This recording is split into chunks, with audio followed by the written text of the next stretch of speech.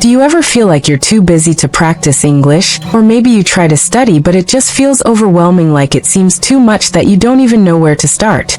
Life is busy, work, school, family, and finding time to practice or sitting down with a textbook for hours isn't realistic and can feel impossible. But we believe learning English shouldn't feel like a chore. It should fit into your day like one of your daily habits. Oh, I'm Emily, by the way. And I'm John. This is Quick English Fix, the place where you can learn English while you relax, lie down, or even while you sleep. No pressure. No stress, just natural English and interesting topics. And today we want to share 5 simple daily habits that blend into your life so smoothly. You'll barely notice you're learning, but your English will grow and improve. So get comfortable and let's start with the first habit. You know what? I've realized the best way to actually practice English daily is to attach it to something you already do every single day, like brushing your teeth, making coffee, or walking to work. True, if you link English to something, it stops feeling like a chore. Let's say you always make coffee in the morning, so you can play a short English podcast while it brews, and while you drink it, 5 minutes, no effort, just habit.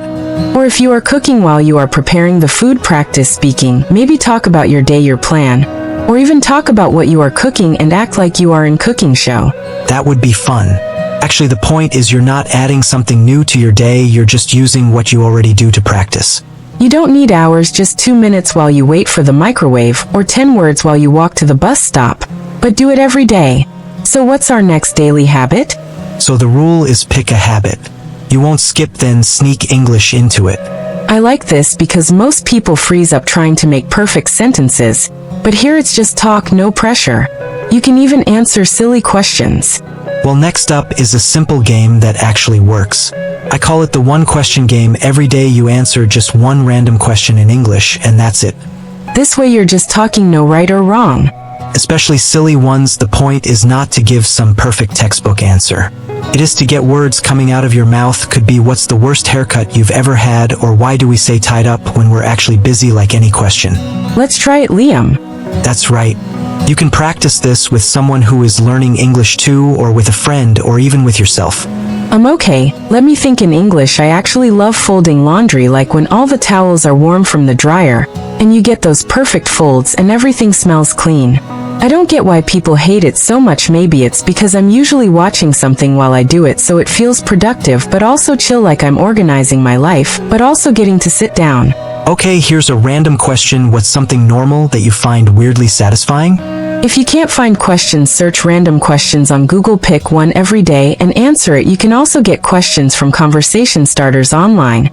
Or make up your own. The weirder the better. For example, if animals could talk, which would be the rudest? I would love to see you answered, so tell us in the comments. See, that's exactly it. You started with one thought and just kept going in English, no stopping to translate. No worrying about mistakes, just words coming out.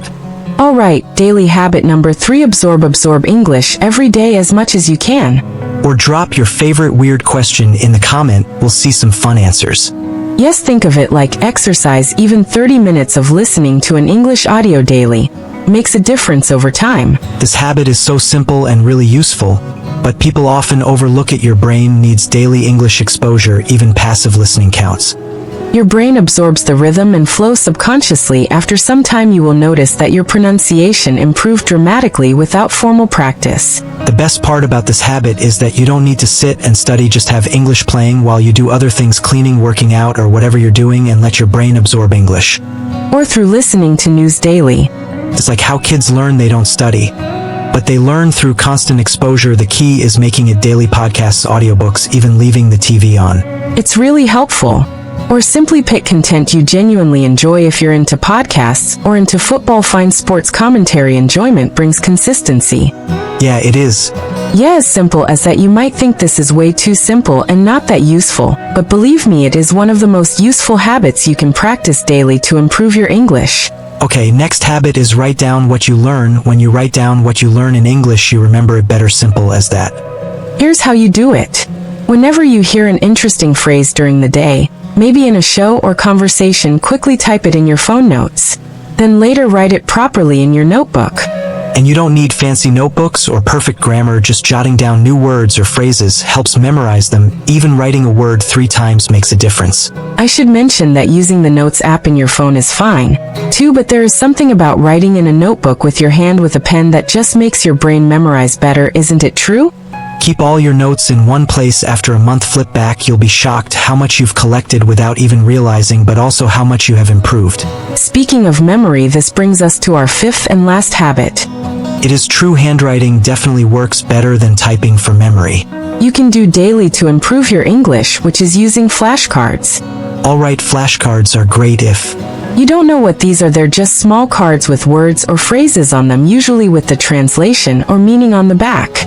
And they're gold for memory. You can buy them in sets like kitchen vocabulary or travel phrases, or make your own.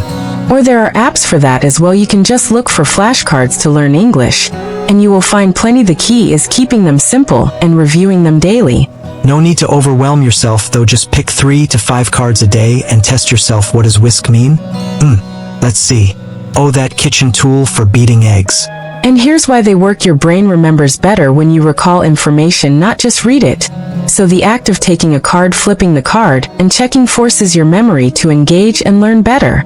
Here's a small tip, mix them up. For example, don't just review kitchen words every time, shuffle them, like mix them with business travel work. So your brain has to work a little harder. That's when real learning happens. Also, if you are making your own flashcards, add example sentences. Don't just write whisk, write she used a whisk to mix the eggs. Now you're learning how to use the word, not just what it means. That's right, make or buy flashcards that have full sentences, examples, and not just single words. It's always better to learn this way. So there you go, 5 simple habits to sneak English into your daily life without it feeling like work. Attach it to routines, play the one question game, absorb English passively, write things down, and use flashcards. We want to hear from you. What daily habits have helped you improve your English? Maybe it's watching a specific show or chatting with Siri. Drop your favorites in the comments. Your tips might inspire someone else, and if you liked this, hit subscribe so you don't miss our lessons. Thanks for hanging out with us. Now go make English part of your day, and remember, no stress, just progress. Take care, everyone. Time to go over some new words and phrases before we finish. Overwhelming, meaning too much to handle or difficult to deal with. Example, learning a new language can feel overwhelming at first, but it gets easier with practice. Blend into, meaning to mix or fit in smoothly. Example, over time new words will blend into your speech naturally. Chore, meaning a task that feels like hard work, often boring or repetitive. Example, for some people studying grammar feels like a chore. Sneak, meaning to move or do something quietly and unnoticed. Example, he tried to sneak some English practice into his daily routine. Silly, meaning funny or not serious. Example, don't worry about making silly mistakes. It's part of learning. Subconsciously, meaning without realizing it on a deeper level. Example, after hearing a word many times you start using it subconsciously. Overlook, meaning to fail to notice or consider something. Example, many learners overlook the importance of pronunciation. Jotting down, meaning quickly writing something to remember it later. Example, I recommend jotting down new words you hear in conversations. Keep practicing, and soon these words will feel natural to you. Thanks for listening. For more English listening and speaking practice, subscribe. Keep improving your fluency with real everyday conversations.